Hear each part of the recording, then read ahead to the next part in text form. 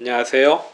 포에덴 원장 소성민입니다. 오늘 시간에는 수술적인 치료 방법을 필요한 환자분에 대해서 이야기해 보겠습니다.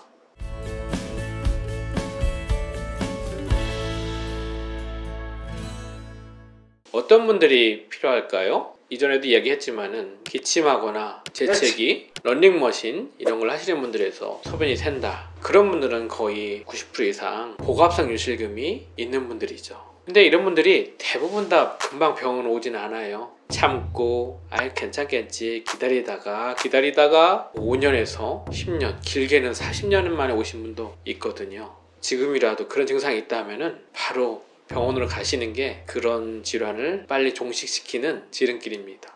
근데 그런 분들은 이제 수술을 와서 이제 상담하러 왔어요. 그분들이 궁금해하는 게 어떤 수술을 하나요? 이런 거죠. 근데 이런 수술은 대부분 다 이제 요도주의의 그런 관략근을 강화시키는 수술을 하는 거예요. 최근에는 이제 이런 것들이 키트로 나와 있어서 그런 합성 물질로 요도주의를 걸어줍니다. 그래서 요도주의를 걸어줄 때는 정확하게 거의 중부요도 쪽을 걸어주거든요. 중부요도를 얼마나 탄탄하고 정확하게 걸어주냐가 수술의 관건이거든요. 그럼 중부요도를 어떻게 걸어주냐? 요도주의를 갖다가 아래쪽을 살짝 박리를 해서 그 테이프가 들어갈 자리를 열어서 요도주의를 감싸줍니다. 그래서 환자분들이 요즘에 뭐 TOT 수술이 어떻니, 미니 슬링이 어떤 이런 거를 물어보는 분들이 있는데, 최근에 많이 하는 것 중에서 뭐 TOT, TVT 이런 수술을 많이 하죠. TVT라는 거는 안에서 바깥으로 돌리는 그런 방법을 쓰는 거고, TOT는 밖에서 안으로 도는 방법을 쓰는 건데, 그럴 때 얼마나 장력이 전달되느냐, 적절하게 장력을 조절해주는 그런 기술이 되게 중요합니다.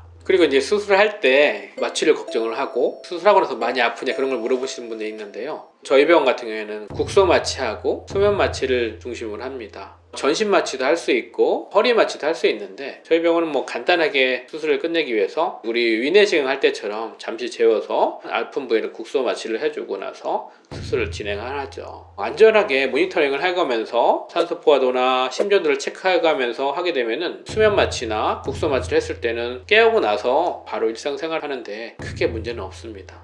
그 다음에 이제 뭐 환자분들 수술하고 나서 아프냐? 전혀 안 아프다 하는 거는 거짓말이지만은 그냥 참을 정도는 돼요. 대부분 저희 환자분들은 다 그냥 이거 정말 하나도 안 아프다고 하고 가시거든요. 많이 아프지는 않지만은 일상생활에는 크게 지장은 없다.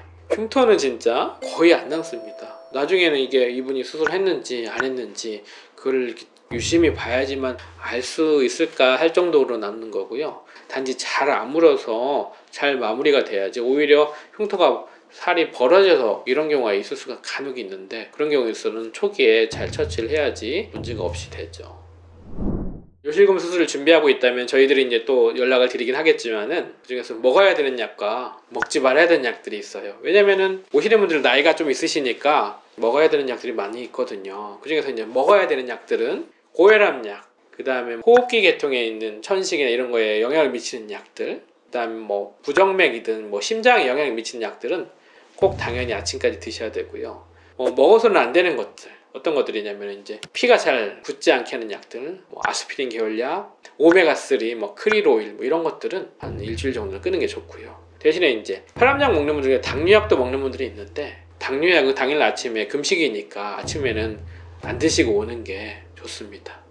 그리고 가끔 가다가 이제 요즘에 이제 연령대가 많아지니까 치매 환자는 어떻게 해야 되냐, 먹는 약도 많은데 어떻게 해야 되냐 이런 물어보는 분들이 계세요. 약을 먹었더라도 액팅이 심하게 하거나 컨트롤이 잘 안 된 분들은 아예 처음 검사부터 조금 힘들어질 수가 있어요. 그래서 이런 분들은 잘 관리가 된 다음에 이야기가 된다면은 검사를 하고 치료를 결정하죠. 하지만은 약간의 치매에 있는 분들, 컨트롤이 잘 되시는 분들은 검사도 잘 되고 뭐 수술도 쉽게 할 수 있어요.